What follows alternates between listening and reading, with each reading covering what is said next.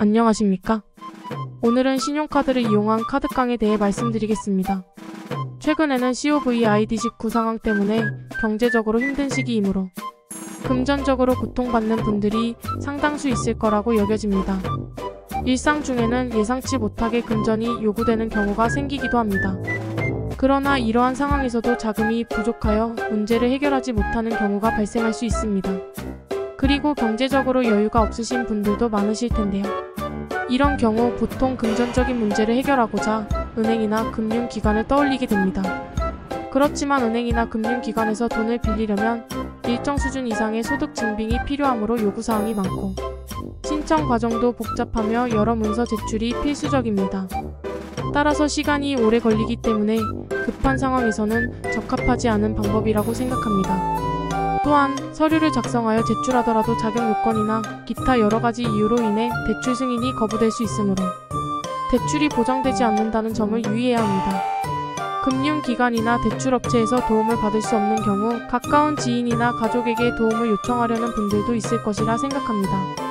그러나 금전적인 사안이기에 대화를 꺼내는 것부터 굉장히 힘들고 만약 지원을 받았으나 약간의 트러블이라도 발생한다면 둘 사이의 관계는 손상되기 쉽습니다. 따라서 이런 방식도 선호하지 않게 되는 것이죠.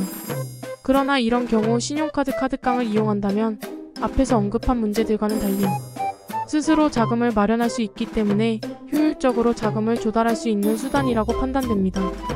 따라서 이번에는 신용카드 카드깡에 대한 설명을 드리고자 합니다. 먼저 신용카드는 만 19세 이상이면 누구나 발급 가능합니다.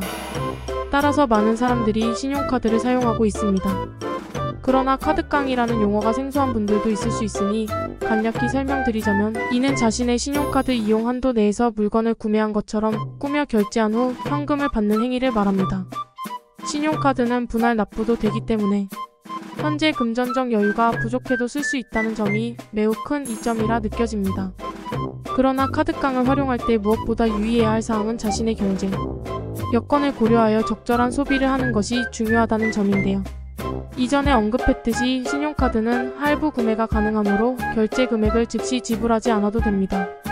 이로 인해 결제 시마다 현재의 이익만 보이고 손실은 눈에 띄지 않아 무절제한 지출로 이어질 가능성이 높습니다. 카드깡을 활용하면서 결제 금액 상환에 대하여 무엇보다 신중하게 고려해야 하는데 만약 분별 없는 소비로 연결되면 재정적인 곤란을 해소하기 위해 이용한 것이 오히려 부정적인 영향을 미칠 수 있으므로 이 점은 꼭 유의해서 써야 합니다.